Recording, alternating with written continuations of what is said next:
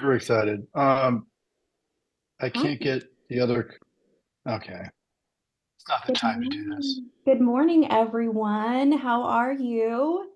I just started the recording, but I'm so glad to see everyone.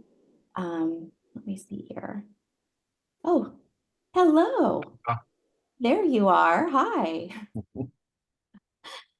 So, what we're going to do is today is a really exciting it's an exciting meeting. I'm super excited to talk to Jason and Chris from the iDudes and learn about more of what they do. And really, guys, this is so awesome that we have other people in the industry who are willing and ready and excited about sharing knowledge. And there are so many resources out there for insurance agents to look up. But what makes the iDudes unique is that it's really in such a class of its own. There are so few podcasts and media products that have to do directly with insurance. So it's kind of cool. Before we dive in and talk to them, I have a couple of announcements. First of all, I want to let you guys know that the National Board has put together the dates for our national convention this year. So I want you to mark your calendars for August 19th through the 21st in Las Vegas. And I'm really excited about that. So it's going to be about a month and a half, 2 months earlier than we've done it the last couple of years, right, Mike? Right. So this is actually really cool. I've already started looking up to see if there are any good concerts going on around that time, to see if my husband and I are going to piggyback a day before or after to see some things. But start setting aside the time on your calendar to come to National Convention. It'll be really, really great. The other thing I want to mention before we get started is something kind of new that has come up. I don't know if you guys have watched the insurance journals recently, but is worth noting that State Farm has lost their AM Best A rating. They're now B rated. So AM Best, of course, um, uh, it's not the only rating tool that there is out there. And of course, we're not bad mouthing State Farm. State Farm has good products, they have good agents. But this is just something that the industry is looking over and saying they're not as highly rated as they used to be. Um, so just wanted to make you guys aware of that. Were you guys aware of the rating change with State Farm? Anyone? Okay, okay. So just to make it clear, they were downgraded from an A to a B on the AM Best rating. Sure, that has a lot to do with California and the legislative issues out there and things like that. But nonetheless, just wanted to make sure you guys were aware. Okay, so we will have some time at the end of the meeting to go over other farmers things, but we're going to spend the majority of our time today talking to Chris and Jason. And so I'm going to kind of be moderating the conversation a bit. So what I would ask is that if you have questions for him or for either of them, that you go ahead and type it into the chat. And then I will try to ask those and keep those going for the guys so that they can keep talking. And does that sound good, Jason and Chris? Yeah, do you Yeah, want it's us to go? actually Yeah. it's actually Craig. It doesn't really matter. But for some reason Oh, that sorry. happens I'm all the sorry, Craig. time. No, it's cool. My wife's name is Chris, and I think that she's just so powerful that I assume Well, her she name. is the boss. So She's the you got it boss. right. So You got it yeah, You right. can call me I Al. just It makes you feel any okay. Before we Good get song. started with Jason and Craig, I You just can be my bodyguard. Yeah. a little industry news too. So with farmers, our CEO Raul Vargas has been traveling the country doing these town hall meetings at various different territories, and just this week I was able to meet him. He came to Grand Rapids, Michigan, and we had our territory town hall meeting here. And one of his announcements, we just actually picked up a CFO, and maybe Jason and Greg know this guy, John Greek. He's a 20-year veteran from Allstate that's joined as our CFO with Farmers Insurance just this week. So brand new news there. Oh, So wow. So our guests today, we have Jason Feltman and Craig Pretzinger, which bring us several decades of experience in the insurance industry. I believe, Jason, you're out of California and Craig out of Arizona. Is that correct? Yes. And they have done a lot of work and study on growing and scaling agencies and using internet leads and doing in the process. And they actually have a really interesting podcast I recommend everybody check out. You can go to iDudes.com and check out their website, and they do it in a podcast. I'm not sure it's a weekly, but they do a regular podcast and have all sorts of interesting topics for growing and scaling your agency. So want to go ahead and let them take the floor here, and we're going to talk about best practices with internet leads and anything else they think is exciting for us to talk about here in our group. Welcome. Thank you. Yeah, cool. So you're running it, right? You want me to? Jason? Yeah. You want to do? We have a presentation if you guys want, or we could free flow. It's up to you. Go ahead with your presentation. Okay. And then we'll, I figured we'd open up some questions and answers after that and let it kind of free flow from there. Perfect. If you have a burning question like in the middle, you can stop us. It's fine. I'd like to make it a little more informal. I think that if we interact, it's much more effective. You're gonna take more from it. So Is the we right can see screen both. showing? Incorrect.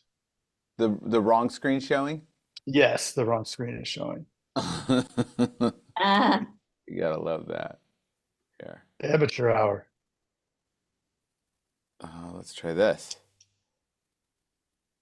Nope. That No, is presenter notes. There we that is go. funny. Let's see if we Normally I run it, so we decided, why don't we flip it and do it the other way? Because can... that one. Hey, we're all human. yes, there we go. There we All go. right. Cool. So we have had a lot of experience with internet leads. When did we in 2017 we really started diving into it, and it just became the thing that it was like, well, as we search, and I know everybody here has their whole career gone, where can I get more quotes? Where can I get more quotes? Where can I get more quotes? Right? Because that's the key. If you don't have quotes, you don't have sales. And what we found was, like, what's the easiest way to fill your pipeline, right? Like, if you take money out of the equation, what's the easiest way, right? Buy an internet leads, right? Because you could just buy as many as you want and load it up. So that was where we started the exploration, and then we'll get into some other stuff with that. But why don't we dive in? I want to start it with a quick pop quiz because I know everybody's half asleep, and I need to get those brains working. All right, everybody get up. Everybody play. So there's a little chat box down at the bottom. Click the little chat. It's a little blurb that says chat, and then put if you've ever bought internet leads before. Then put the number of leads that you were buying per day per sales agent in your office. Just write the number. If it was 5, put 5. If it was 10, put 10. If it was 100, put 100. It doesn't really matter. There's no wrong. There's no wrong answer. I mean, there's no wrong answer for this exercise. It could be the wrong quantity for what you're trying to accomplish, but it's important to understand this. And this is typical, right? This is what we will normally see. 5, 5, 5, right? We see that a lot. So 3. So understand, right? We're putting a lot of hope that these leads are going to convert it at a very high level, and that we're going to have a really high contact. Because if you work backwards from the math, let's think about this. If you didn't quote around 15% of the leads, so if you didn't quote 15% of all those leads you bought, so if you buy 100, let's just look at the whole month, right? If you bought 5 a day, that's 100. Did you quote 15 of them? If you didn't, right, I want 15. If you did, put nailed it. So, and then we'll move on. So we'll come back to that. Could you repeat that second part? Yeah, if you quoted 15%, meaning if you bought 100 leads, you quoted 15, right? Which means you probably had to have like a 30% contact rate. So there's a lot of numbers that go into this, and it's important that the math is understood, because this whole thing is math. And you have to be really, really certain about that. It's really interesting because we used to tell ourselves a lot of things to make ourselves feel better about the results we were getting from the leads, because we weren't really doing the math and we weren't really following the math. So let's dive into this thing. We'll circle back on all this stuff. I appreciate you guys for dropping that info in there. Let's move to the next one. So disclaimer, if you've done internet leads and you've had success from internet leads, then you understand this. If you haven't, this is one of the hardest parts to get through, is the fact that when you get leads, you don't get instant results. And if you expect instant results, you're setting yourself up for failure. It's why I bought leads over the last 15 years. Up until 2019, I failed every time I bought internet leads, because I bought them, I'd buy 5 or 6. We want to get a hold of, most of them. Maybe we get a hold of one, then a couple months later, we might close that one if we got lucky and got a hold of them. We just weren't diligent. We didn't have a good process. And so it's important to understand that you don't get epic results right away. It comes with scale. So here's one of our guys that's worked with us a long time, and he followed the process, right? So there's a process that has to be followed for internet leads to work. We've tried it every single way. We have failed every single way. The one thing that's good about having ADHD like we have is that we forget the next day that we failed yesterday. So we just keep doing it until we get it right. So it's really good. And I know that a lot of agents kind of fall in that category too. It's just sort of where we gravitate. So remember that, right? Like, well, it's hard to remember that, but if you can, remember that you just got to keep pressing. So Steve was like that too. And he said, and he got great results. So quick background, I've been a 14-year agent, about 15 years now, actually. I had no prior ownership experience. I did terrible for many years. Like we did okay. Maybe we'd bonus some years, but certainly not like the last few years where we're hitting 300, 400K bonus. Like it's just insane, right? Because we followed the process. So we were constantly failing with those leads. Met Jason in 2017. He's now an agent now it's been 10 years, right? For so long, no. I said, Jason. 16. 2016 is when I started. Yeah, so almost 10 years. For a very long time, I was always saying, Jason's been at agent for 4, Jason's been at 5. So now it's 8. It's pretty crazy. So now we have the podcast. We have almost 1,000 episodes where we've interviewed high-level marketers from all over the world. We've interviewed a lot of agents, and the auspice of the entire podcast was we wanted to find out how they got results from internet leads. And we figured, hey, if somebody listens to it, maybe they'll learn something from it, right? So we ended up piecing together the pieces that got us to where we are, and it's what we built the telefunnel process in our agency. So we created the process that works, right? And we ended up, Jason won Best in Company, and everybody comes to us and says, oh, how'd you do it? How'd you do it? How'd you do it? It's like everybody wants to know. We tell them, and they're, oh, okay. And then, then they don't do it. So why don't you dive in?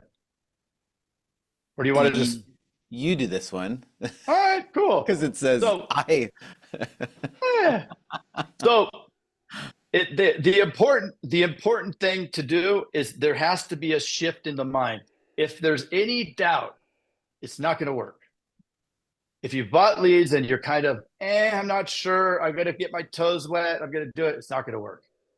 The whole power of the leads is that it gives you the ability to scale, right? And it gives you the ability to think a lot bigger. And I know that just like a lot of the management from Allstate ends up going to Farmers, right? Janine Raquet, is she still there at Farmers? Janine? You remember her? I don't know. She was she was pretty high up. She was number 2 at Allstate. She left, went to Farmers, and that's when they started changing some of your comp stuff. But there's there's The just blind a lot there's a lot of opportunity in the farmer space because a lot of agents are in this smaller space where there's a ton of opportunity to grow, right? I know that there's an easy objection to that, which is our rates aren't as great and this and that. It doesn't matter. The rates don't matter. That has to go out of your mind. The rates don't matter. They don't, because it's all math. So 2019, opened the third location. I had to believe, right? I was in a position where if I didn't believe, that it's not going to work. And luckily I had Mr. Jason, who was like 2 months ahead of me in doing this process. And then he'd done it at a smaller scale for about a year, right? Like a year and a half. So he had an idea, and that's kind of what got me across the bridge, because had I not had Jason around and not been interviewing those agents, I would never have pushed as hard as I would have, because I wouldn't have believed it. It was too hard to believe, right? Because you're doing the opposite of everything. So, but I did it. November 2019, we opened the third location. I did the numbers. It was one of those, the accelerated comp things, and you guys had that too. So with my plan and the 10 people I had started, we had to do 200K out of the gate. Well, 2 weeks in, the whole team quits. So of course, now that's all out the window. I get to December, we're halfway to where we needed to be, which was better than the prior month, but it still wasn't there. And I'm on December 22nd, I have a flight to Kauai with my family, and we go on Christmas every year. We go on vacation instead of doing presents. And I'm like, called Jason the night before, and I said, Jason, I think I have to cancel my trip to Hawaii. I'm losing it. I'm 40 grand in the hole from all these leads and all the telemarketing. I don't know what the hell I'm going to do. I'm screwed. I got to shut this. I was having the panic attack, right? And I know that has anybody ever been in the panic attack mode where you're just like, it's over, right? So he looked at me. Well, he didn't look at me. He said on the phone, he goes, listen, let's look at the numbers. He doesn't get as emotional as I do, which is really, really nice. He keeps it together. And he's like, you just need to calm down. Let's look at the numbers. And he looks at everything, and very quickly and very calmly, he said, oh, you just need to buy more leads and get a couple more telemarketers. No problem. And I'm like, no problem. What are you talking about? I'm losing it right now with what I'm spending. And you're saying I need to spend more. And he said, well, with the setup you have to. You have this many producers. They're not getting enough, so they're just not going to get there. You can want them to all day long, but the math doesn't work, right? It's all math. And math doesn't lie. So we did it. He said, go on that plane and do it. You got to trust the system. I did. I got on the plane. I left.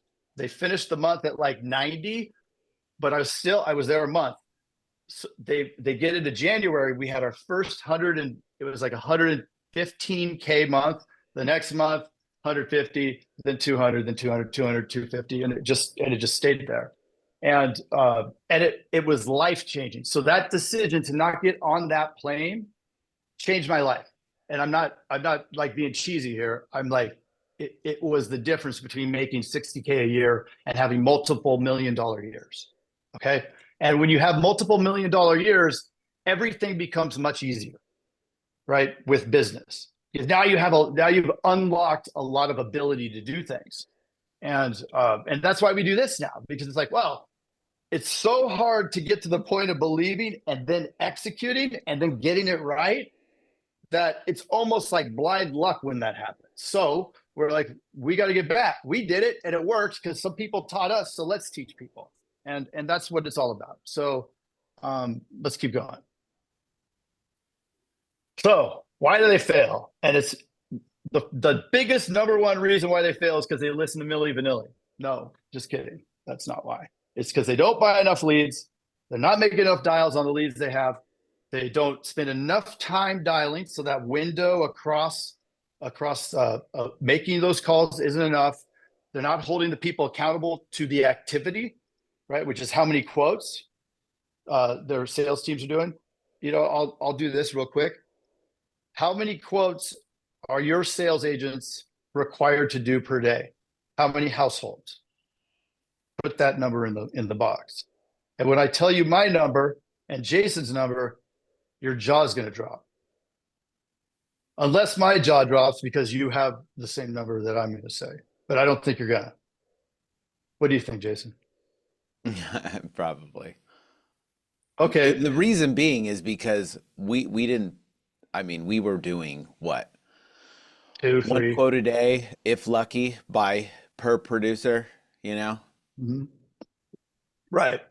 The requirement at my office is 10 quoted households, so it's 20 quotes.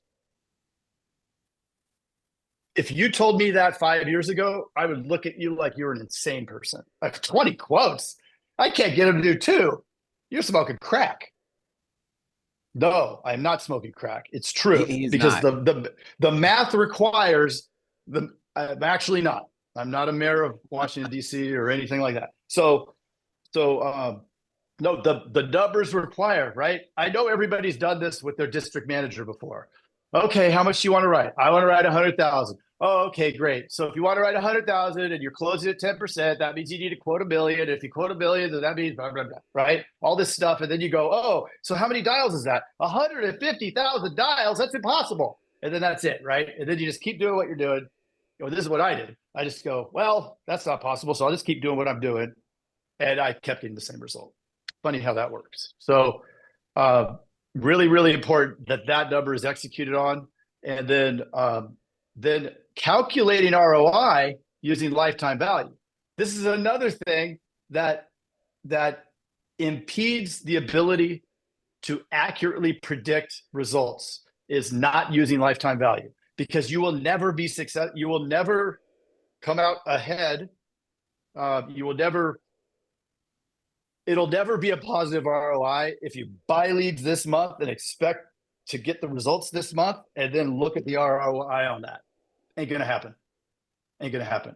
Right. But the beauty of it is we're in the insurance business. We have continuity, right? We have recurring revenue.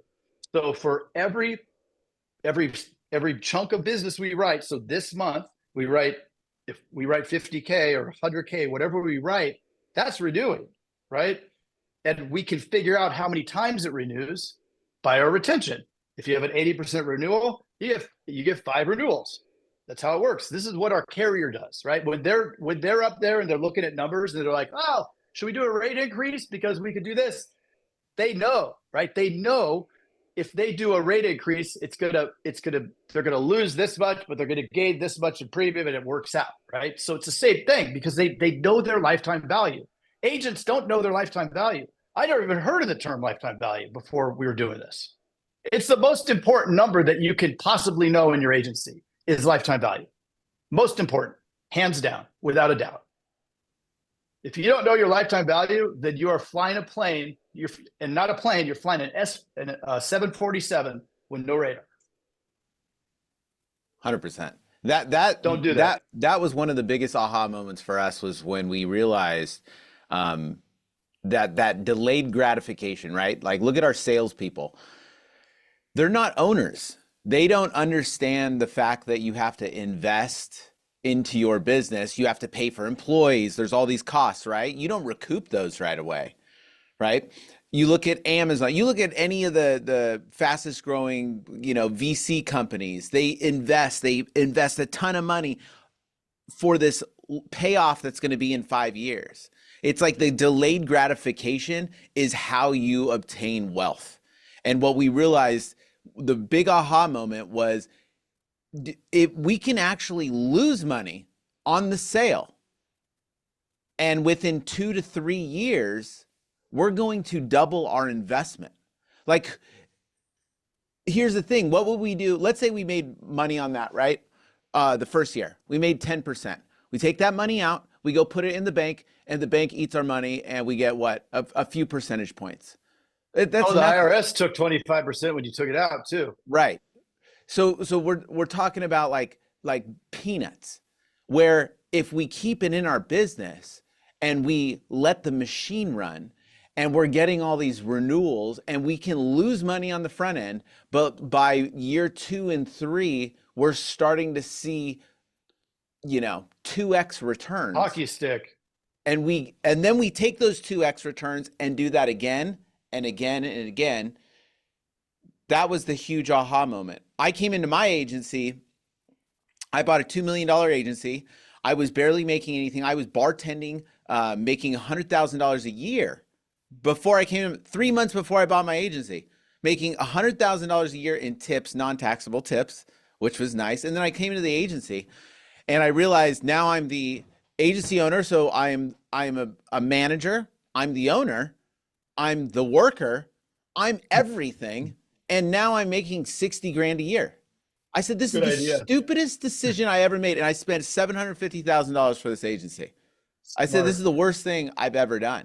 So how do I make money doing this? And we started selling a few policies here and there and hired, I had a couple employees and we're selling like 10 policies a month and we're like struggling for that. And I'm like, dude, there's no way I'm ever going to get to over $100,000 a month doing this. And there's no way that I can have a family I have 4 kids and a wife in California. There's no way I can support us doing this. This is asinine. So that's $1 million a year payroll right there. That was my breaking point. Kids. And I said, I'm either all in or I'm going to go bankrupt on this thing because this doesn't make any sense. And so that's what made me really like deep dive into this. And Craig was at a breaking point too with his agency. And I think we've all felt that. We've all felt those times where it's like so hard to grow in our agency. Like what can really move the needle? And so looking at everything Craig was talking about, that whole lifetime value ROI thing, really let that sink in and start thinking about how long do our clients, what's the average that they stay with us? What's the average amount of policies they have, right? Because then that should determine how hard you want to go on marketing and sales. Because there's only 2 options. One is to go backwards or one is to go forwards. And even if we're maintaining the same amount with inflation and everything else, we're actually going backwards. So Question. And yes. When did the lifetime value concept, when was that introduced? Were you guys together when that happened? Was it at a meeting? How did it happen and how did you cling onto it so easily?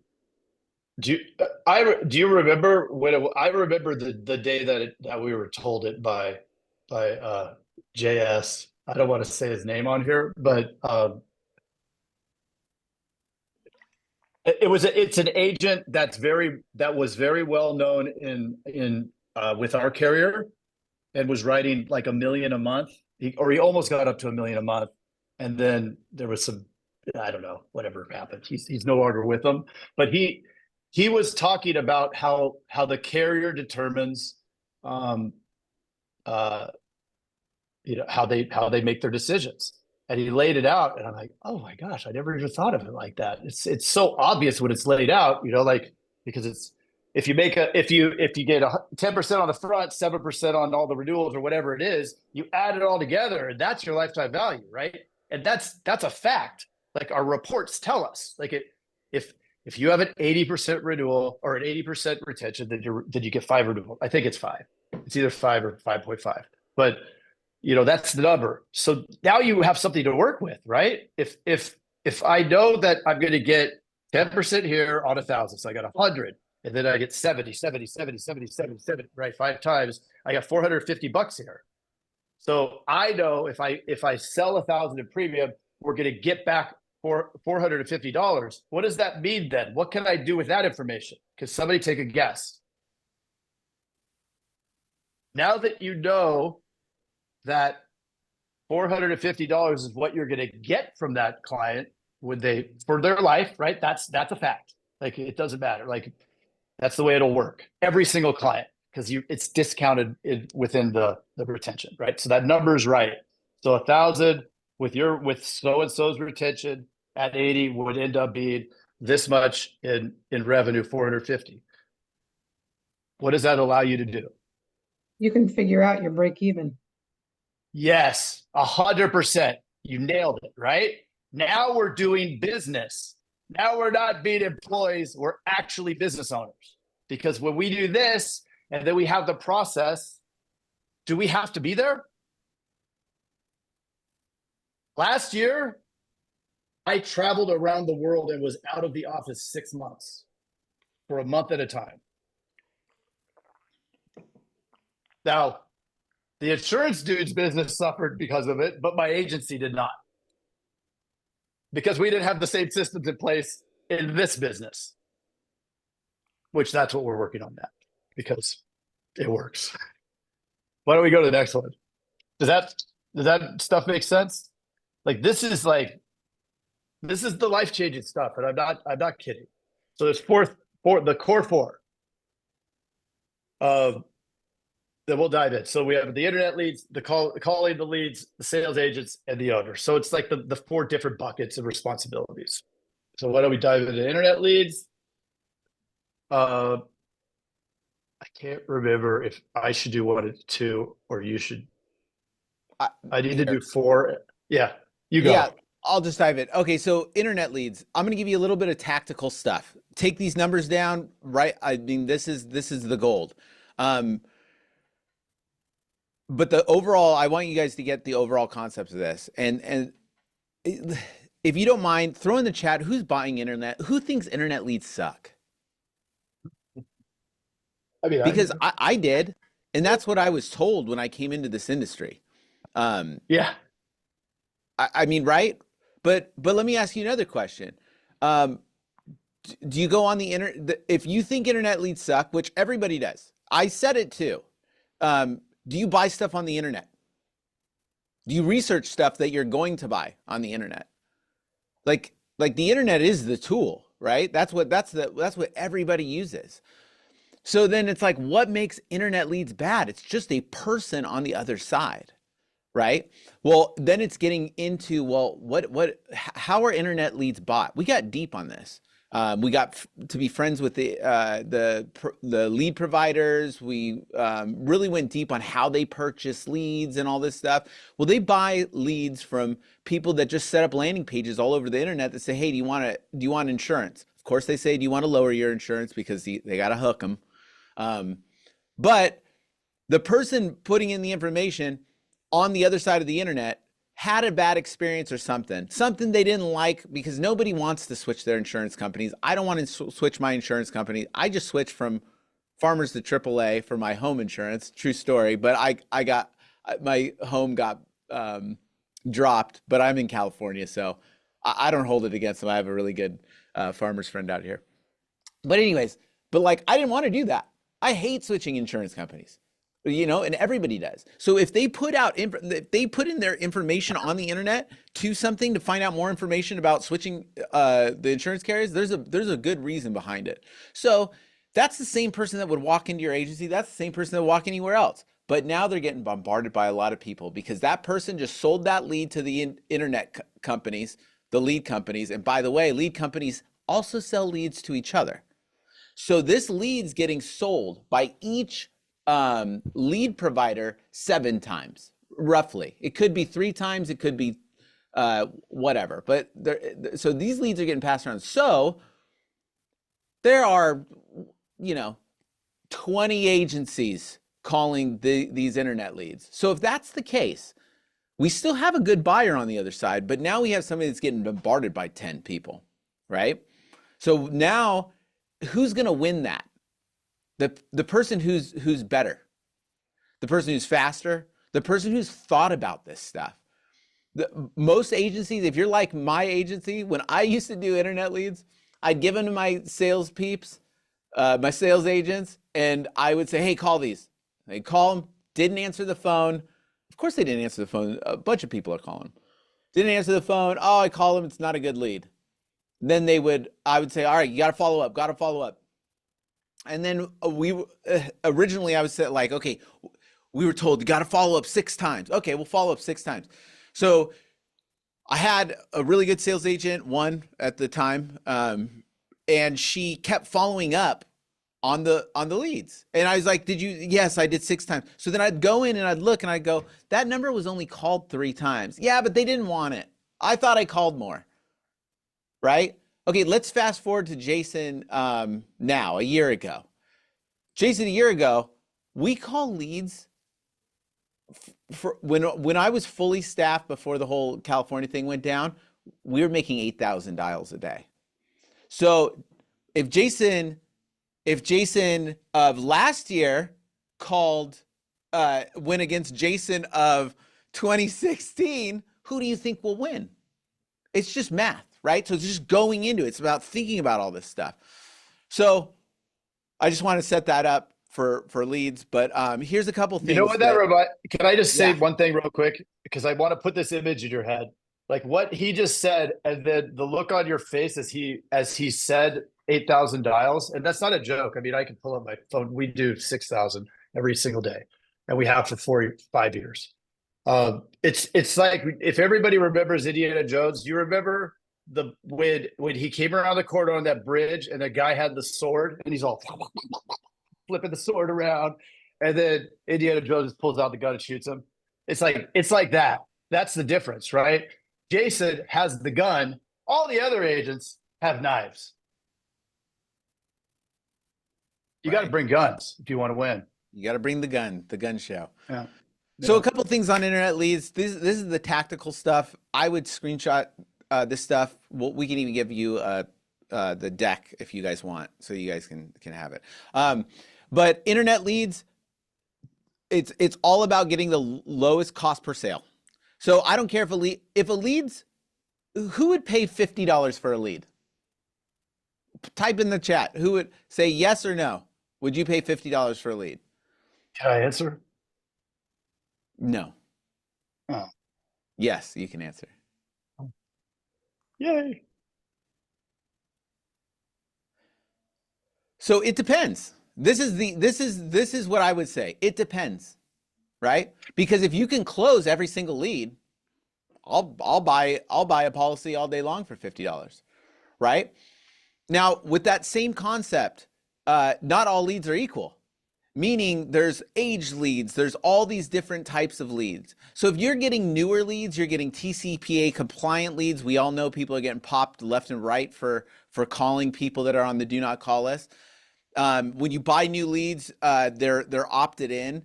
When you're buying old aged leads, we used to buy them all the time, and we had telemarketers calling them. And the end of the day, the cost per sale for all the fixed costs and how many dials it took to get to the sale, the cost per sale was more expensive than buying a $7 lead. And these were leads that were 10 cents. So the gist of this is buying new leads. Okay. And you're going to get a higher contact rate, which means, you know, the whole thing feeds off you go contacts to quotes, how many quotes you get. And then you know what I mean? That's how you build to the sale. So, what we're looking for on the new leads is that we get 5% contacts off of leads for day one, and up to 25% contacted day one between all the dials that you're making. Okay, I hope that There's two different, it's confusing. There's two different ways to look at contact rate, right? The percentage of leads that are contacted or the percentage of dials. Yeah, so And- dials and is the different first metric, leads is the second one. And different phone systems just track differently. That's why we have both. So what you're saying is as the new leads come in every day, because you're purchasing X amount of leads or obtaining X amount of leads, you only want 5% of those contact or 25% contacted that day? That's all you're going to get. That's really good. No, that's what you'll get. Oh, you That's mean the good that's metric. the response you'll get, not the activity Yes. you'll get.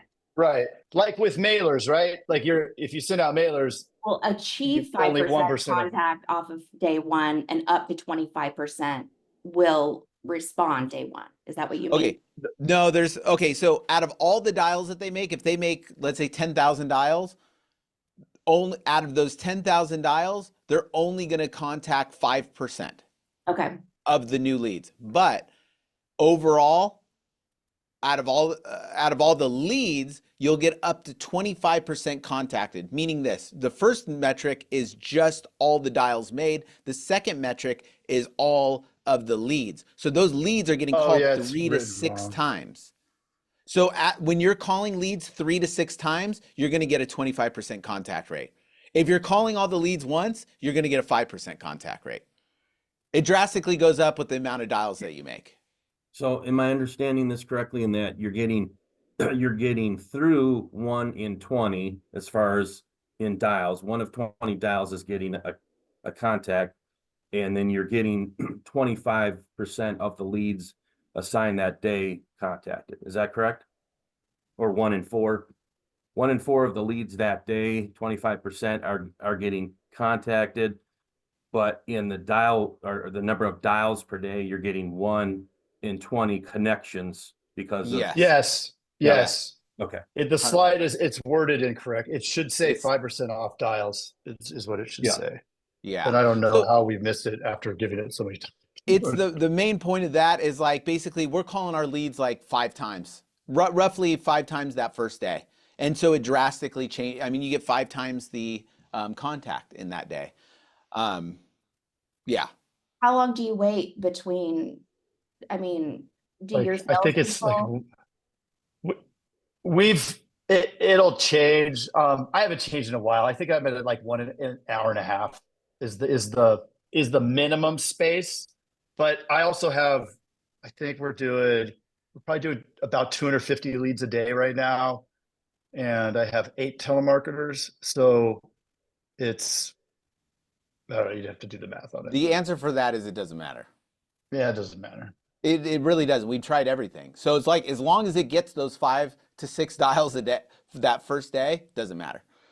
Call them 30 minutes apart, call them an hour apart. You're still gonna bottom get that line is 25%. You're still gonna get that. you're gonna get that. 25%. Yeah. Because people don't answer their That's phones. interesting. Yeah, they start to see the number multiple times. Well, then they build curiosity. Well, I wonder who this is, you know? So that's kind of the idea behind that. How to improve. So with your contacts, you're doing you're making the call. If you don't reach them, you're not leaving a message because you know you're going to call No. back again Yeah. and out. Never again. leave a message. You Nah. take away curiosity at that point. And it wastes Got it. time. Thank you. Yeah, if you say I'm an insurance agent that you don't know and I want to give you a quote, that's like a dentist saying, calling you up, can I give you a root canal today? You know what I mean? Like they're like, we're trying to catch them off guard. And we can get into that too, but like even when we answer the phone, those first 5 seconds are so important. So if you sound like a telemarketer, you're going to lose. And think about it, right? So it's like you want to you want to get them to just start like engaging in a normal human, like friendly conversation. So you're constantly trying to catch them off guard, kind of. You know, it's like kind of marketing wise. If people knew your true intent right off the bat, it's very non. That's interesting. And I like hearing this from you guys because that's great. I mean, it's great to hear, don't leave a message. It's great to hear, leave the mystery of it. It's also great to hear, call multiple times. Because Yeah. sometimes, I mean, I used to think that it's annoying to call multiple times, right? No, Right. call until you get through. And that's what our Yeah. agents, that's one of those limiting beliefs, those belief patterns that we have to sell our agents on is like, the first day, they don't even really know. We automate this through our CRM. So it's like, They don't even know it's being called. they don't even know, but they're dialing 6 times the first day and like 3 times every day after for like the first month. And they don't even know that. And then when we follow up on a quote, no matter what they say, we have them call them every single day.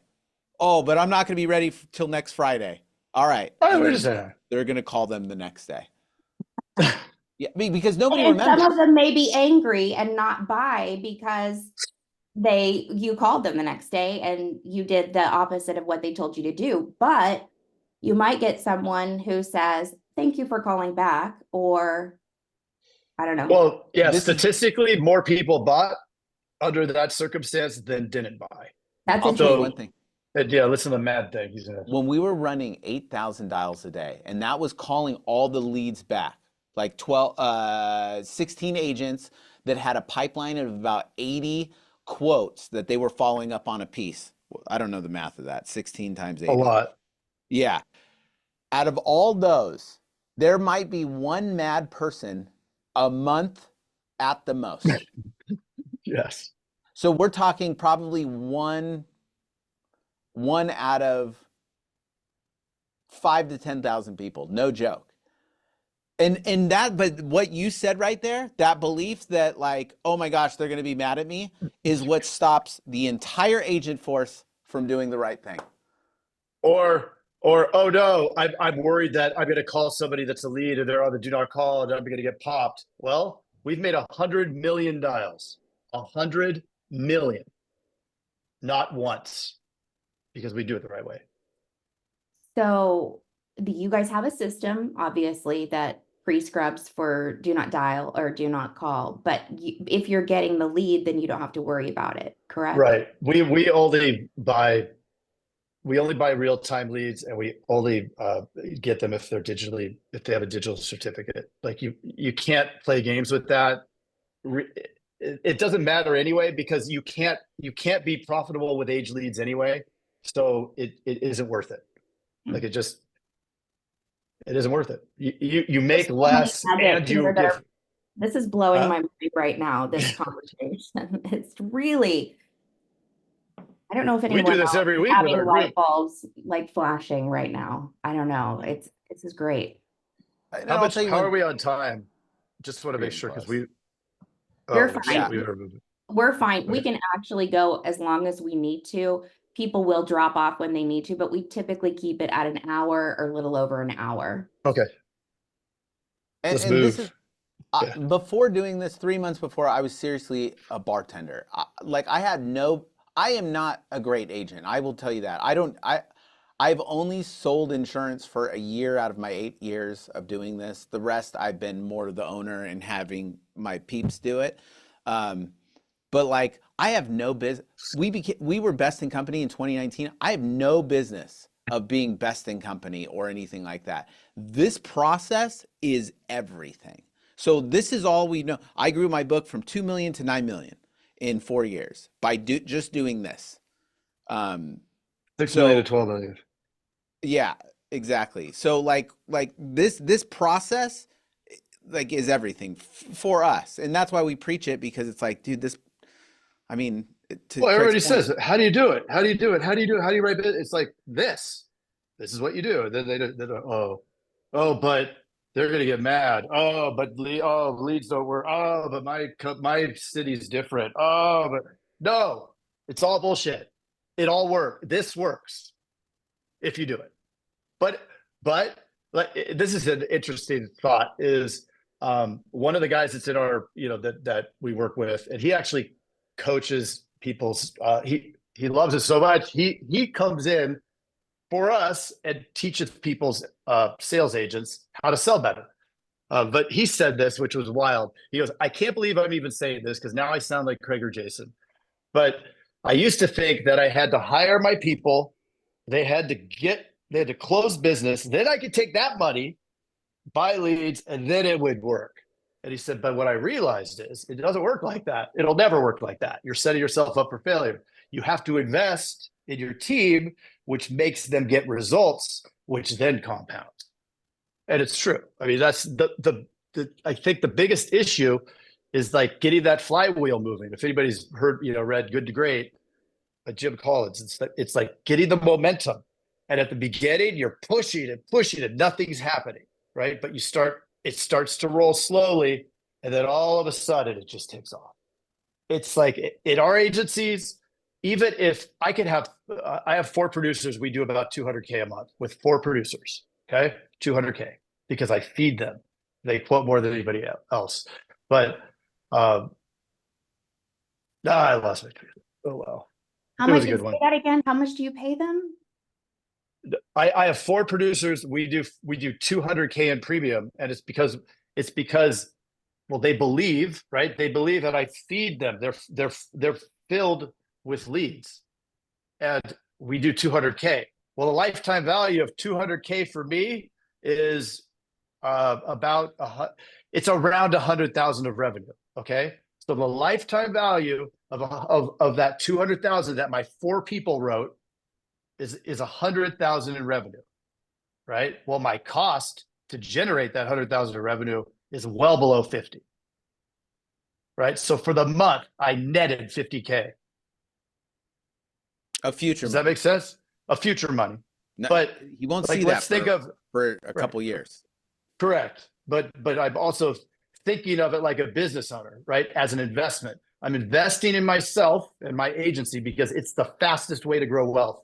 I could take the money out and then I could go down to Charles Schwab and I could put in a mutual fund and make my 8%, and it'll take me 5 years to break even after I pay taxes.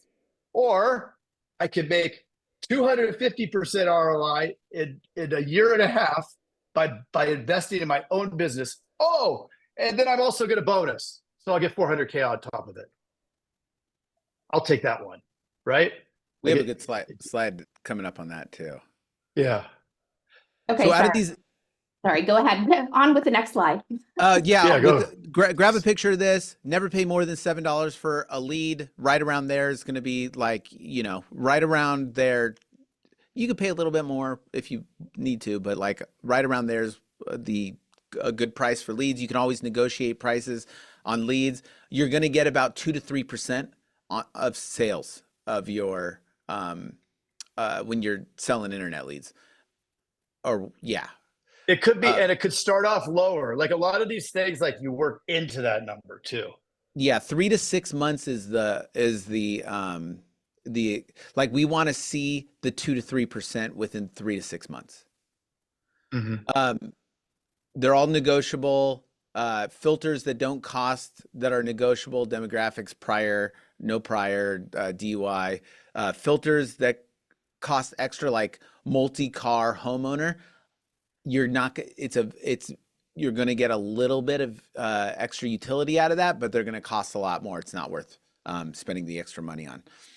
Your cost per sale is going to be dramatically higher. It's not going to pencil.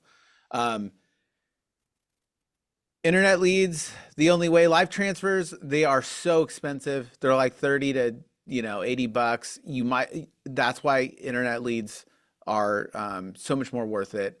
Real-time internet leads, $3 to $7.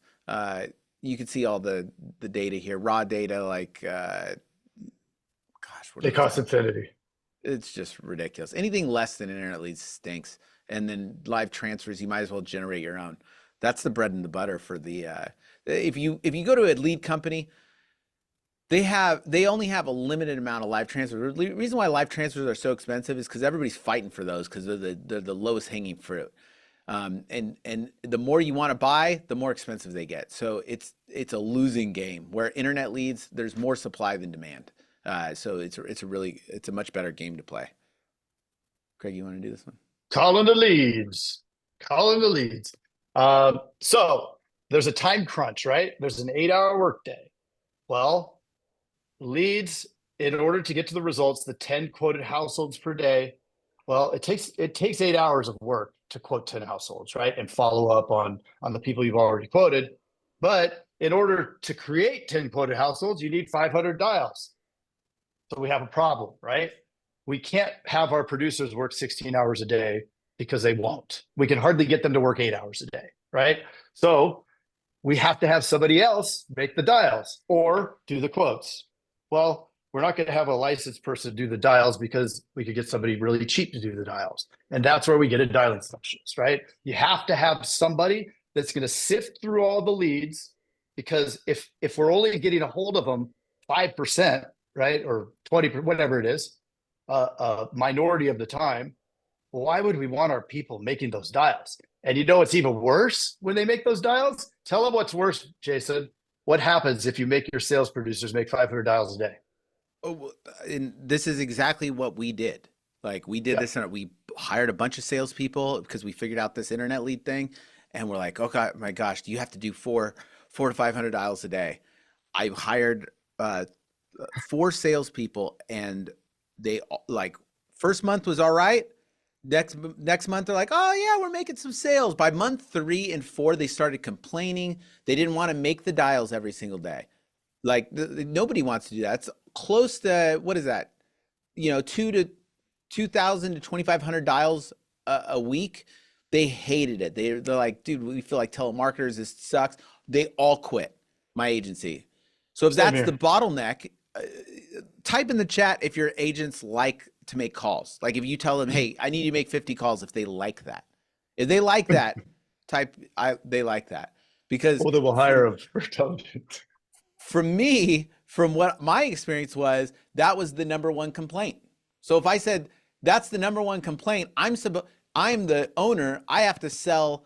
My job is to sell my sales team on selling. Well, I have to create a situation and an environment that they want to do this. And if their number one complaint is making the dials, I have to get those dials made for them. Mm-hmm. I make it even sweeter at my place. I probably spend $1,000 on food, like just food and snacks and Monster Energy, these things, because I like them, but they drink them all. I like them all, hopped up on Monster all day long, and they're making dials and doing their things. But it's like we create this environment. It's more expensive at the base, right? But if you look at the turnover, I mean, I've had the same, like, people don't leave. Like, and they're like they are salespeople, right? And that's usually there's turnover. Well, we noticed when you have the turnover, not only is it extremely expensive and demoralizing, and it blows the culture, it wrecks everything, right? You don't get consistency. So by paying them more, by giving them more opportunity, filling them up with all these leads, yeah, it costs a lot now. But what it does is it creates the machine, right? Because now they're staying. Every person that stay, like if you lose somebody in the first month, it costs you tens of thousands of dollars. In the actual money, plus the opportunity cost of the sales not gotten, or of having the right person in the seat instead who didn't leave. There's a ton of money involved there. Some studies say up to $100,000, which is crazy, right? But it's because we don't actually write the check for that $100,000. It's like, whatever. But we're taking that $100,000 out of our machine that would be growing. And every time you pull gas out of the machine, you slow down the operation and you limit the opportunity for you ever to get to where you want to get. And speed is everything. So let's talk about speed and why it's important. This is December 2020. Does anybody remember if anything was going on during 2020? A little pandemic, I hear. Oh yeah, the pandemic. So we started, well, we had been doing this since 2019, Jason a little bit longer. And then we had our first person came to us and said, hey, will you get me telemarketers and show me how to do it? We're like, well, okay, we have to charge you because, and our first thing was in March. Our first client signed up in March, and it just continued to get better for everybody. And this is during the pandemic. So that was pretty nice, right? Everybody else that we were talking to, they're like, oh man, I'm pulling back. I'm not spending, the agents who typically don't like to spend any money on marketing anyway, now are spending even less on marketing and just like tucking. And we're like, okay, everybody right now is spending less. What does that mean? That means we need to do the opposite. Because if you do the opposite of what everybody's doing, you win, right? Like if you're buying crypto right now, stop that. Don't buy any crypto right now. You wait, sell your crypto right now, right? It's at a high. Like everybody gets in at the wrong time. So what did that fast forward to December? Now, remember, I told you about December 2019, we did 85K in premium. Okay, so 1 year later, 1 year, like I suffered for a year, working really hard and doing the team and getting in place. But here we are, December of 2020, I'm getting on the plane. I think we went to Kauai again. No, we went to Mexico, we went to Cancun. So we're getting on the plane to Cancun. I didn't even think twice. I wasn't even thinking about the agency. I'm gone. They did 307,000 in December. Or this is 278. There's two different reporting things. I'll go with 278. It's fine. But let's back it up to how it worked, right? We did 110,000 dials on 8,542 leads. I didn't buy 8,500 leads in December, but that's how many leads got hit, right? Because we have a 90-day block of leads. So we're calling all of them. Just more frequently on the most recent ones. So we're averaging 13 dials per lead, 2,900 contacts. So that was averaging 38 dials per contact, 1,900 transfers for the month. So 58 dials to get to a transfer. And we quoted 1,500 houses or 1,500 households in that December, which took us required 72 dials to get to that. And then we did almost 500 items, so close. And our agency Zoom said 278. The Allstate system said 307. I like to say 307 because that's what the Allstate system said. But and then so it takes 222 dials to get to one item of sale. And when you think about those numbers, right? What? I was going to say, you don't have to do it at this scale either. You could do it with one salesperson in a seat and get to these same numbers. What did you say your sales were in December of 2019 again? 85. 85,000 in premium? Yep. At same number of people? I think you had more. Actually, I had less people in this December than I did in the prior December. Okay. We just had a better understanding of the system. Like there's a lot of moving parts. More fine-tuned at that point. And with less people, you were able to triple or 350% more sales. Yeah. I mean, I had 8 people here. I had 8 people That's in 1 month. That's 1 month. 1 month. Premium. Yeah. Craig had a lot, I think a third more people in 2019, but he was buying less leads and less telemarketers. He wasn't running it by the numbers. He was running it by the agents that he had. So a point of clarification, the transfers are from the telemarketers to the sales agents. Is that correct? Yes. Yep. Which you have to do because if you just can't get enough activity in there with your sales people. Like it's just math. You know, I say it over and over because it's like it's just facts. Like it's facts. You know, people will argue, oh, that's fine. I mean, I have the 100 million dials over here. I can show you. It's facts. So, calling leads, how to improve that performance. Number one, so when you have callers, when you have a teleteam, they do not qualify. They're not gathering info. They're not pre-selling it. They're not warming them up. They're not doing anything. It doesn't matter. They just need to, their whole role is they're sifting, right? You have the leads, 15% or 20% or whatever percent answer. They got to find those people, and it's their job to get it over to these people as a warm transfer as quickly as possible.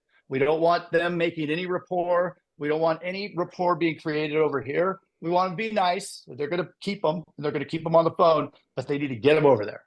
I don't care if they said no and they're kicking and screaming, get it over, right? And then the sales agents are trained to handle that. They know what to do when the person says, I told her I don't want to talk to anybody, right? We quote those people. So somebody asked about the retention. I think it was Mary. Is that right? Yeah, Mary was asking about retention. So this is another interesting thing. On retention, what we found is the people that kick and scream the hardest and take the most dials to get to close. I mean, we close people after the 100th dial. 100. Like 2 years later, 115 dials closed. You know, 8K in premium. It's like, it's worth it, right? But those, where was I going? Totally. Because if you're talking about retention. Oh yeah. 99% of agents aren't going to make 100 dials on Craig's client, right? It took him 100 dials to get that client. So it's going to take 100 dials for somebody to steal that client away from him.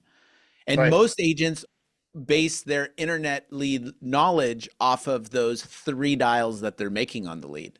But here's the thing. Just happen to close client for 1 out of 3 dials. That means it's only going to take that, somebody else 3 dials to get them to leave your agency.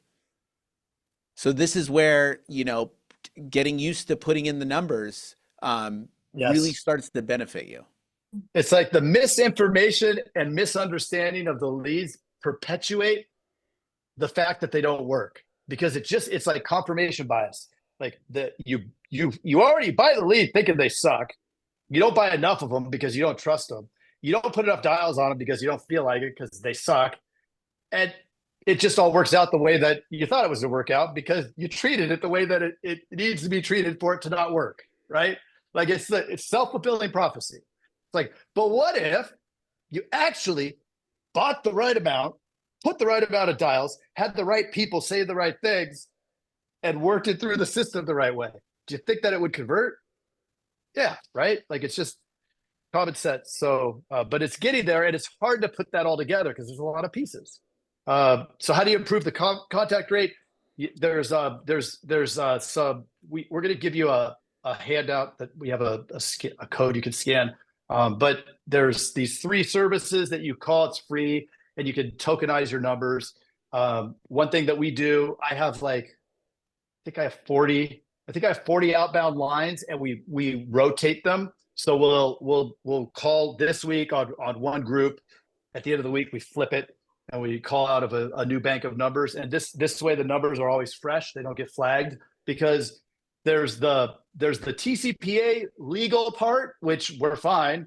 But then there's also all the little apps that everybody has on their phone. So they could click all this stuff and you get blocked. And when you start getting blocked, it's bad news. And it's some kind of algorithm and whatever that figures it out. So the more that you flip them out, the better. And again, it's like this extra cost, but then we get the results because of it. And then you have somebody over here, oh no, I don't want to do that. But then they're getting half the results, so it's like, it's got to get out of the old thinking. Let me see. Rebots opted on new. Let's skip that. Each call, we talked about that. All right, yeah, we'll keep going. What is the when it's not? What's that? What was the when it's not working? Could you go back to the previous slide? Go back. Yeah. I think it was the last bullet point on the previous slide. Oh, you're right. I think I have it. Don't worry, because you're gonna have to shut it off, I think. Let me look. There you go. I have it over here. Oh, you got it. Second, buy a bunch of numbers, swap out, do not call more. Which one? When it's not, If it's not working. Yeah. Oh, okay. So meaning if the pipeline isn't working, if you're not getting results, I mean, this isn't on day one. This is, if you're 3 weeks in and you're like, we haven't got one transfer. Well, now there's a problem, right? There should have been some transfers. So the first thing that you look at, and this is the beauty of it, is now we have a system and we have different attribution points, I guess you call it, like where things happen, right? So the first thing you always do is go to the top of funnel, contact rate, right? Because we know the dials are happening. Now, what's the contact rate? The contact rate has to be too low, or is likely too low, is the first thing. But if the contact rate's good, then we move to the next stage, right? Okay, let's look at the transfers. Are a lot of the transfers coming, but they're not quoting them? What's the problem? Oh no, we're quoting 70% of the transfers. Oh, okay. It's a producer issue, right? So now we know it's a producer issue. They're not closing high enough. But what we used to do was backwards. We used to say, oh, we're not closing anything. It's the producers. We need to train them better. Well, you can train the producers to be the best salesperson in the world. If they don't have enough traffic coming through for them to quote, it doesn't matter, right? Like producers are going to, a really good producer may close at 20%, right?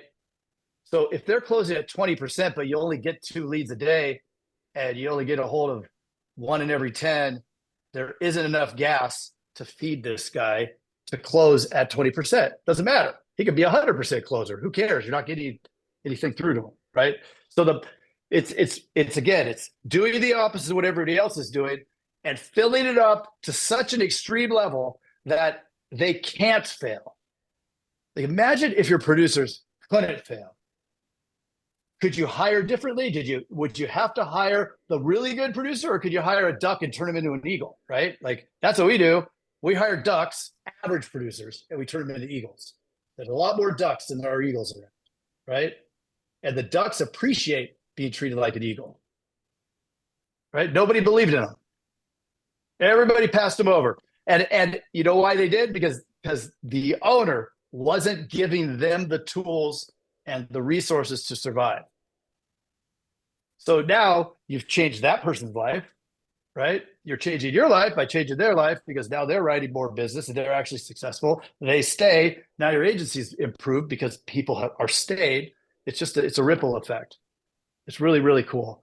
Why don't you take 3? Let's move it real quick. I got to go through that last part. Yeah. Sales agent scripts. All right. Anything is better than nothing with scripts. So a script is so important. It just helps people to stay on track. It's the reason why we're using slides today, even though that we're taking forever for this. But it keeps you on track. You can go off track and come back. Every sales agent says they don't want to do it, but when they do it, drastically different. Like the results from not doing it to doing it is just massively different with every agency that we've ever worked with. So anything is better than nothing. Every internet lead wants the same thing: cheap, fast, and easy. It's what everybody wants for everything when they're shopping. When they're shopping for something, they want something that has high value, that can be done quickly and easily. The first sale is just getting them to agree to the phone call, and that's like the initial opening part of the conversation. The agree bridge question. So this is later on.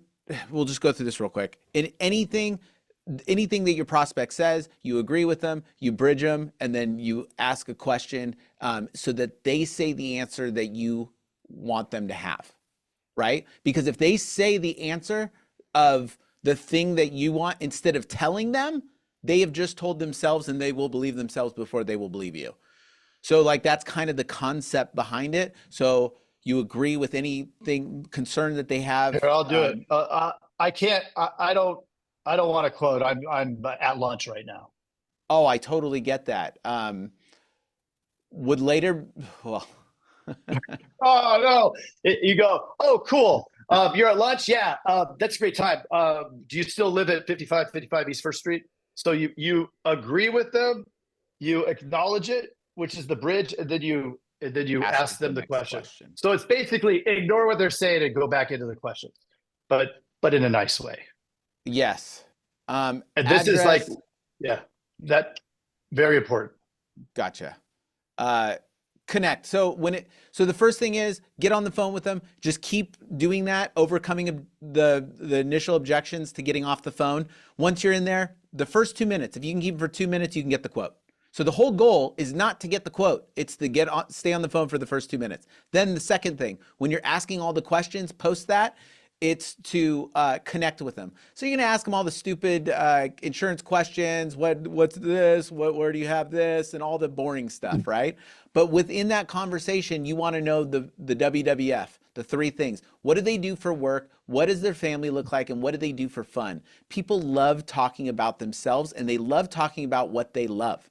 Find out what those things are. Why are they so important? We put those in notes, and when we follow up with them, what do we say? Do we ask them if they looked at the quote when we follow up with them? If we did a quote with somebody and we follow up with them the next day, do you think we ask, did you look at the quote?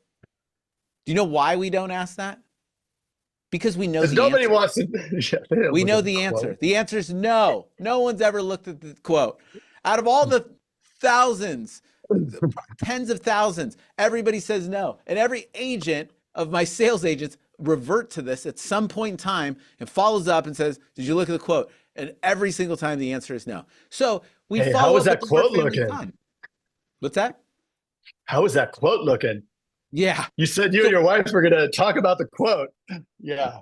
So we follow up. Sure hey, you said that you're going to your son's recital. How did that go?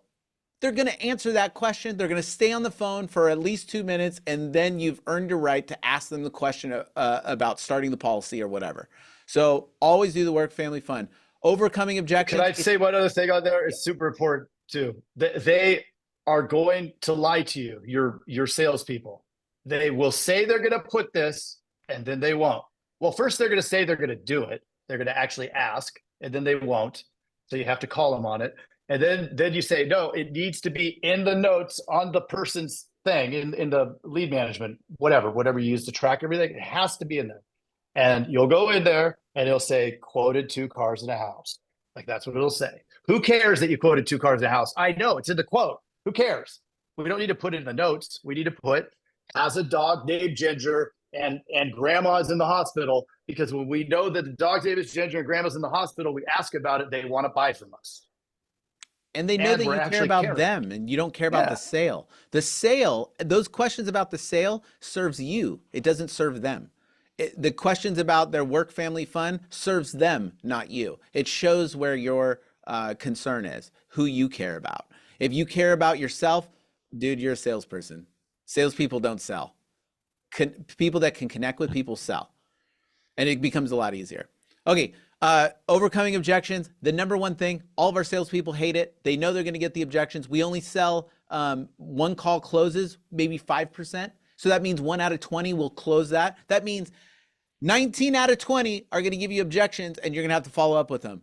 Well, guess what? Your salespeople are worried about that. They just did a 30-minute quote with someone, and now they're at the end. They're like, oh my gosh, I'm going to get the objection. So this is where we need to practice. There's only like 10 objections. I need to talk to my spouse. Can you send it in an email? So this is where we need to practice the most. Get your salespeople. What are all the objections that you hear? Put it on the whiteboard. Cross off the ones that are the same. List the 10 objections. How would you guys overcome this? Write it out so that they're answering this, right? They're coming up with their own answers. Make sure it sounds good, and then drill them. Drill them, because if they're so used to saying the objection thing, then they don't worry about it. When somebody comes up to an objection, we could get it started today. Who wants to buy from that person? That person sounds like a clown. A doctor doesn't sound like that, right? We're the doctors of insurance. So we need to be confident. And when we come to that end and there are objections, we need to be confident and tell them exactly the prescription that we're prescribing them as the doctor of insurance. So this is very important that we practice this. We get good at the objections. We know that we're going to get them, so we have to be good at them. Okay? Geico, we make the switch easy. Okay. So, like Geico, there's a billboard in Tucson up on that has been there forever, and it says, "We make switching easy." Right? They're selling people on the number one objection that people have, which is it's too much work. Right? People don't want to switch because they hate insurance. It's a pain in the ass. It's not worth it. Right? Like that's the real objection.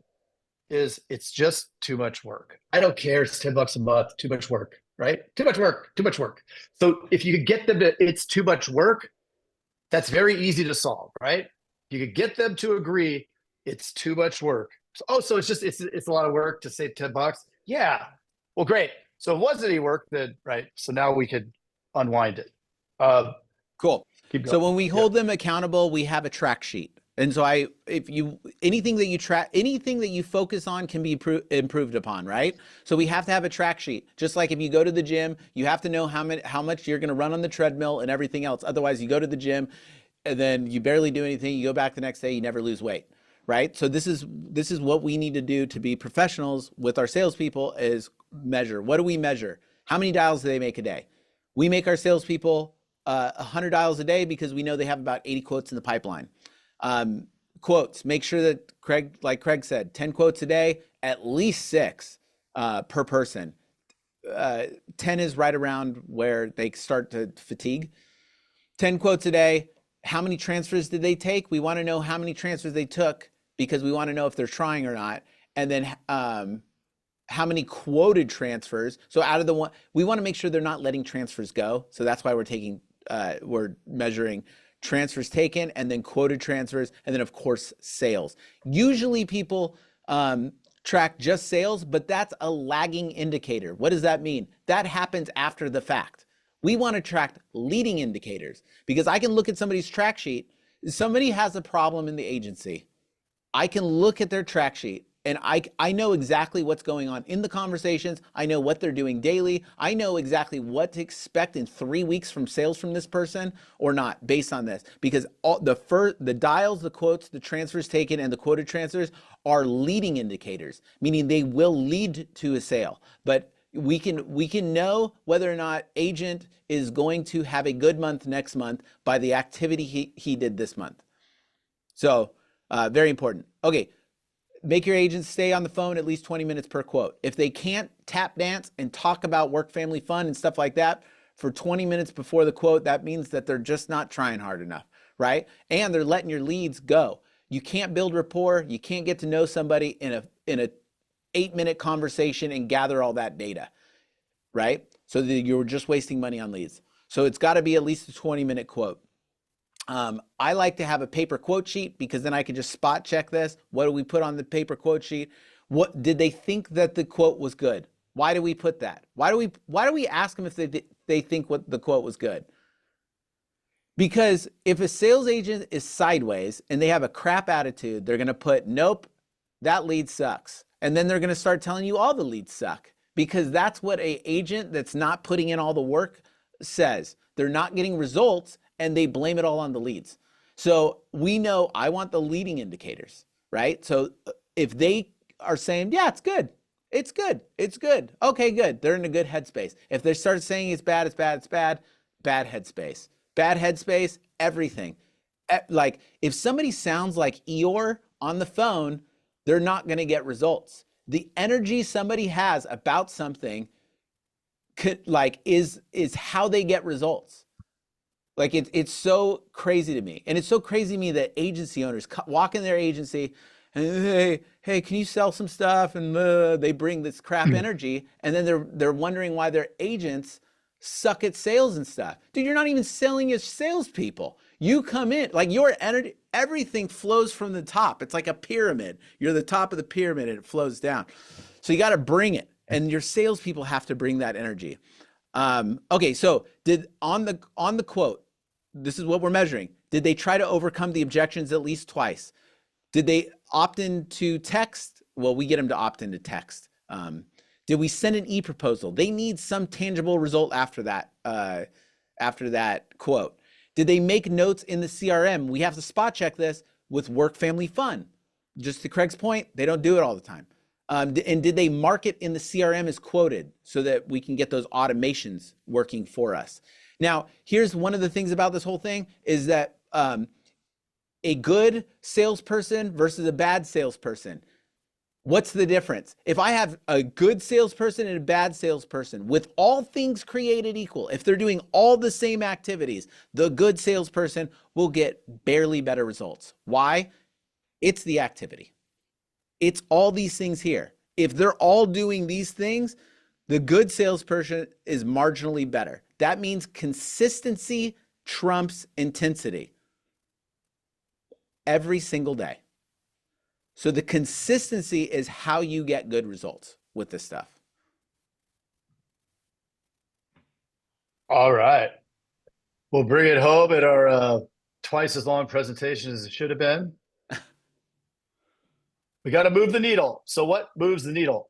And remember this one. This is one of a good friend of mine said this. Operators get tired, owners get wealthy. It is true. So some of the most important things, daily meetings. I know Jason talked a little bit about that. Things that you can work on. Sorry, I got distracted by the question. What objections? Popcorn, where it's like a speed round. So you'll throw a thing, you come up with the objection and come back and throw it around. Make them do presentations, have contests, listen to calls. Listening to calls is very, very, very important. If you're not doing call hot seats, we do that every week. Check the end of the day numbers. So they should be posting somewhere. Has to happen. Got to check the leads, make sure the right lead volumes come in every day. Call the lead vendors at least a couple times a month just to shake some trees and make sure that they're not throwing garbage in there. That's one thing they could do. I think they have a little lever that they just pull every now and then to dump some garbage into your leads, just to filler. So just watch it. You want to keep your eye on it, and you want to make sure that they know that you're watching, kind of like with your team, right? You just hold people accountable and things run a little bit smoother. And then of course, motivate. But daily meetings is one of these things where everybody goes, yeah, okay. And then they don't do it because they think it's overkill. And it is one of the single biggest needle movers that we ever did in our agencies, was having daily sales meetings every morning. I can assure you on that. Let's go to the next one. I think that's the second to last. Where's all this stuff? Is that the right one? Okay. So Yeah, that's right. So let's put on our agency owner, our investor hat. So if we're looking at it as an investment, then we can work backwards from where we want to get. Now, when we meet with folks or one of our team meets with somebody, they'll ask them, hey, how much do you want to write a premium? Usually they say 100,000. So let's work with that. So if you want to write 100,000 and we're closing at 8%, I took some very conservative numbers here just to, so that we're not over promising here. But this is like a typical situation here. $5 leads, average household premium of 1,000, close percentage of 8. Well, if you want to write 100,000 in this scenario, it would take 6 telemarketers. You're looking at about $8,500 on that. You got to spend a lot on leads, right? 16. So you're looking at a $24,000 marketing spend. That gets you a 246 cost per sale, which pencils, right? That's great. A 246 cost per sale, and that's going to get you that 100,000, right? So for 24,000, you get 100,000 in premium. Now, you ask yourself, well, is that good? Is that bad? I don't know. Is it worth it? What do you think? Do people think that's worth it? Would you spend 24K to get 100,000 in premium? Or would you rather take the 24K and invest it in the market? Let's see. So this is one commission structure, and I think that you guys might even be close to this. So let's say 18% on new business, 8% on renewal, 80% retention, and writing 100,000. Okay, so we got those costs at 25K. We're looking at 5 average renewals. Oh, I was right earlier. The lifetime value on that is 58,000. Okay, so that means over the next 3 years, it's actually 2.5 years, rounded up. We're going to see 58,000 come back into our agency as a result of the 100,000, right? So that's pretty good. Let's look over at the other thing, because the other option is let's invest in the market, right? We take our 100,000 out, or I'm sorry, we're the 25,000. That's what we're investing. Let's take the 25,000 out. Let's invest in the market. Not so fast. First, we got to pay taxes, right? So let's take out the money for taxes. That's $77.50. Now we have 18,000 to invest. So at 8%, we're going to see it takes 5 years. 5 years to make less than $1,000, right? Basically break even. And then on the other side, it's what Jason was talking about in the beginning, which is the scalability. And I'm not a CPA, but I have saved money in taxes as a result of not pulling money out of my thing, right? Like if you put that money back into the business, it's an expense that then fuels growth, right? So it's like a double win. But looking at that, and this is the actual returns on it that we've gotten on that spend, 224% ROI on the marketing. And as you scale, the important other thing to consider is you have the fixed costs, right? So a lot of us have all these fixed costs, and the marginal revenue increases the more that you put into it. And that's like, but I think I'd end it with the last thing is you don't jump in and scale. You don't jump in and have 6 callers and a bunch of producers and buying 25,000 leads. That's a recipe for insanity. Like you would go crazy, right? You start slow and then you scale it up. And the great thing is this gives that leverage to do that. So I think we have one more, which is there's some stuff you can scan those. There's a checklist. We have a call. We go a little bit deeper into the telefunnel process, and then we have the newsletter and the podcast. I would just take a screenshot of this, and then you could scan those codes, and it'll take you to all those places. The newsletter we send once a week. It has stuff like what we're talking about in it, and it has links to everything. So if you just want to do one thing, just grab the newsletter, put your email. We don't blow you up or anything. We'll just send you a newsletter. So, and that's it. That is it. Anybody got some questions? Well, I did have a couple of questions here. I know for those of you that are still on the call, thanks for being here. And if you're needing to leave, we understand. But if you're willing to stay for a couple of questions, that's great. So in all of this, we really hadn't talked about. We talked about the quality of leads or the type of leads, but we really didn't talk about the lead companies. And I know there's we all get inundated all the time with all different types of lead companies. Do you have any recommendations as far as quality lead companies to use, or is it just, you know, everybody has leads and just use them all? And then the second part to that question is, I've heard that from some people that use a lot of leads, that you kind of have to bounce around, or you don't get all the freshest leads or the best leads, that when you've been with a lead carrier for a period of time, your leads kind of dry up, or the quality of them dry up, and you have to switch every 2 or 3 months to get the, you know, the best leads. What are your thoughts on those two questions? Yeah, so we had that problem, and all of the lead companies are kind of the same. And we always recommend with the lead company, you know, EverQuote, Quote Wizard. ILB, Yeah, but what are the other ones? The direct companies. Datalot, Yeah, DMS. all these companies. What we notice is that the same thing. You know, it was more like every 2 weeks we had to call them and say, what's the crap that's starting to come through? And it would, then the next thing you know, magically it would get a little bit better. So we were constantly on the phone. My bad. Yeah. So what we realized, and then also because we were buying from like 5 companies, we also noticed that we started getting some of the same leads from, because they all sell to each other. That's how we found out that epiphany that we had, that we talked about earlier in the thing. So what we started buying is from insurance lead brokers. They're called ILB, and they broker all the lead companies for you and monitor the performance of all of them so that you don't have to do that.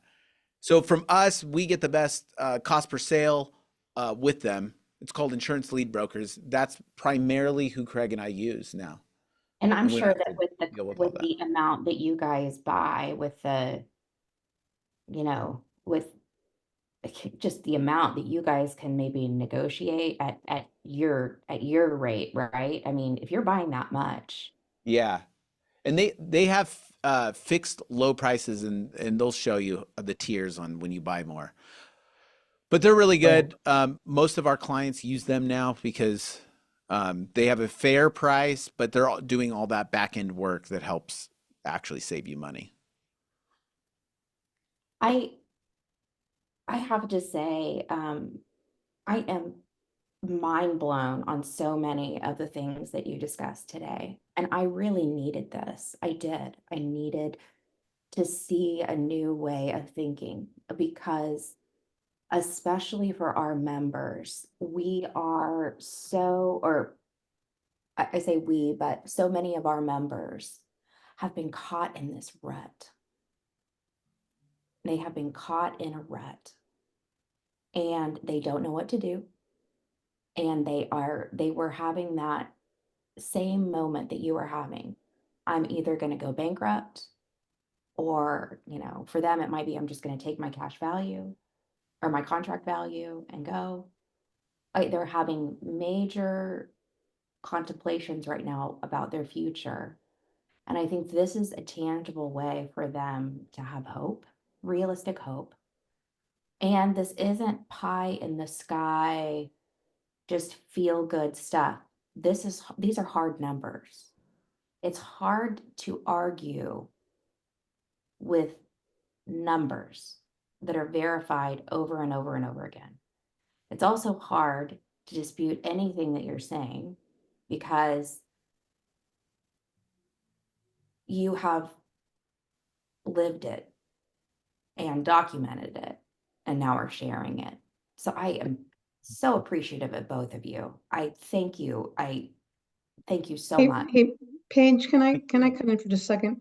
In looking at the questions and stuff that are in the chat, I think there's a couple people who asked about CRMs or agency management systems. Could you possibly cover that? What CRMs have you used or researched versus what are you using and finding the most success with? Just kind of your pros and cons on how you came to those That's suggestions or solutions. Jason's middle name is CRM.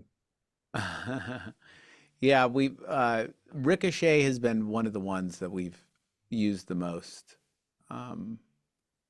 We have a custom one that we're building right now. We might have a version of that we might sell, but I don't know on that right Yeah, now. it's new. That's our It's newest new. project. But So Ricochet works as your CRM. Does that also work as an agency management? Because I thought when I was looking at what you wrote that you use the CRM for your tracking of what you had suggested as far as number of calls and transfers and things of that nature. So it really you don't want the same, this was a false belief of mine. I had to use the same system that I'm tracking all of my clients with, that I'm also going to be using for client acquisition. That's a false belief. So there's two systems. There's one pre-client and there's one post-client, because the system that you're trying to use pre-client is all pushing them into being sold. Once they're sold, they get pushed into your CRM that you use for your agency. And they're two separate things. So you're using Ricochet as your pre-client. Who are you using as your post-client then? Allstate has their own. Are they, is it some form of Salesforce? No, No, they have a proprietary one. yeah, They push all it's of just their data into. terrible. But It's just that's what called you terrible. guys are potentially building and might in the future be offering for sale. The sales version of it. But here's the thing. If you are using Ricochet, you could use it for everything. You could use one CRM for everything, but what I'm saying is, like, you don't have to have a pre-CRM sale. Like, people use agency Zoom for post-sale. Some people like that. But that's a horrible system for pre-sale CRM, just because it doesn't have the prospecting capabilities. Because what we're doing is we want to, the problem that we're solving pre-sale is all the things that we talked about, the follow-up phone calls, the communication in between everything. It's more of the organization of so many leads, so many calls, and all this stuff. And then post-sale, we don't really need all that craziness. We just need more that are managing our policies and communication just between that person in the fashion that you generally do in your agency.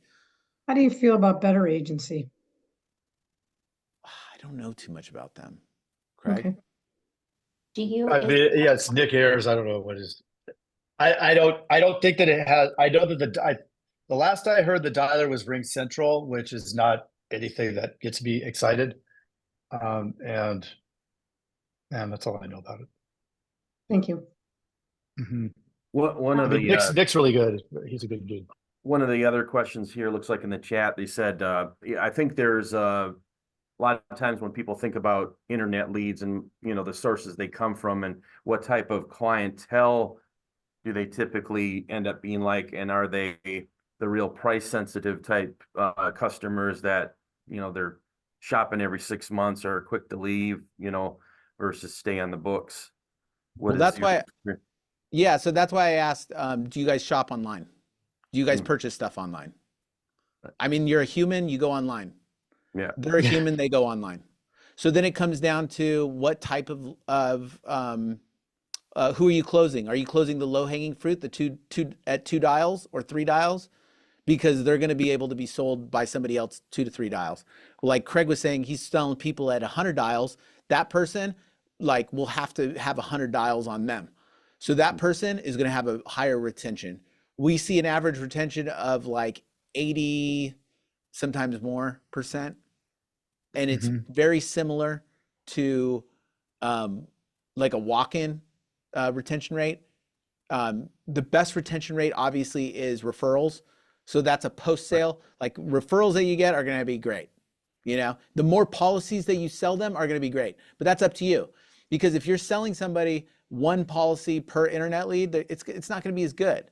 Like, you need a solid process where you're doing, like, once you got to look at like we just talked about that sale, that like the flow of non-client to client. Once they become a client, having a good onboarding call and selling them an additional policy. We've all heard it before from the carriers. They all want us to sell more policies, but reality is your average lifetime value per client, that dollar number goes up a lot higher when you sell them a second policy.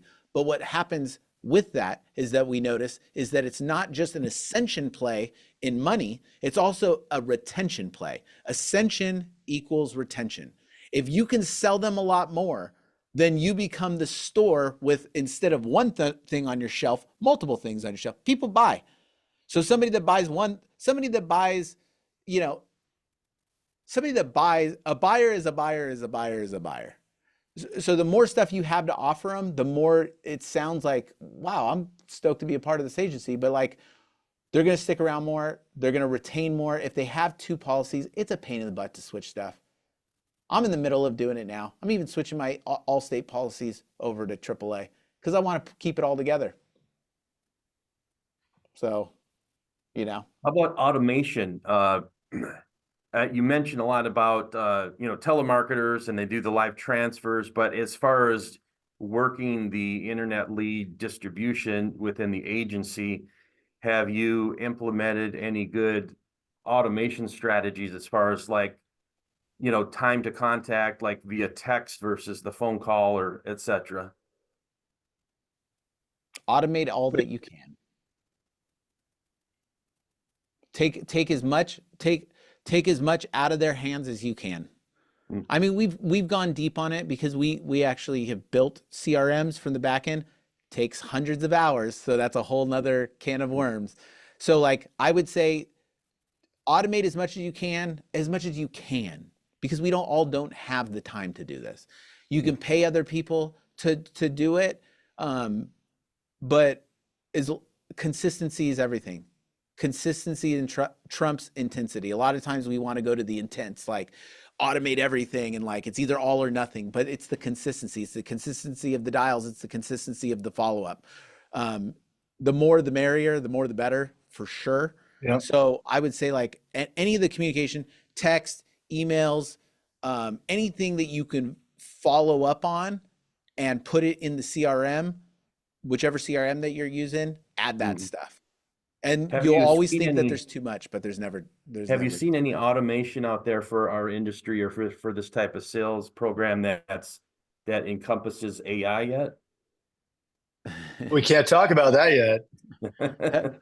That's what we're building. Maybe. So do you use? There might be a reason to get your name on the newsletter if you're interested in that kind of thing. On Ricochet, do you use them for both? Well, within your CRM, do you also use that as your dialer for your telemarketers? Yeah.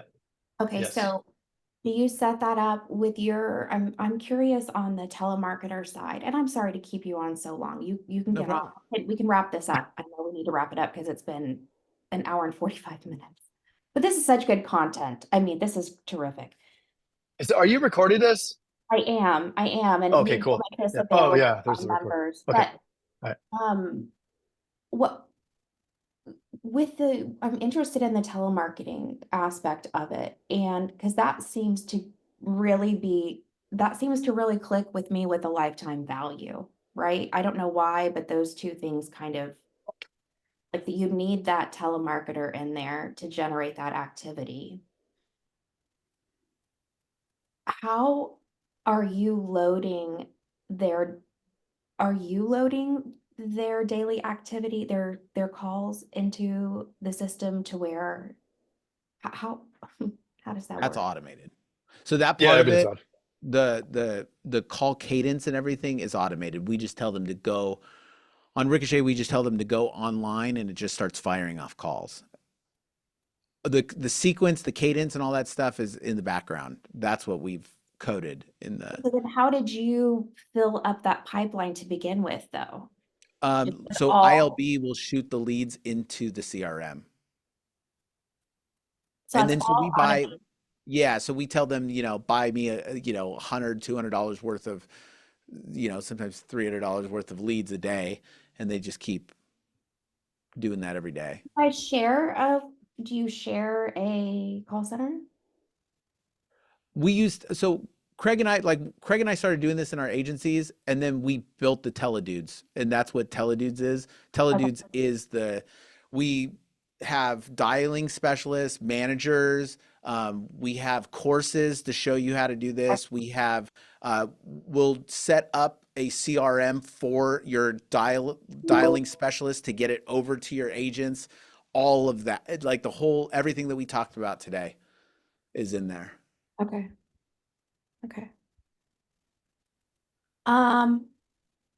the only thing that was last that Paul asked was, is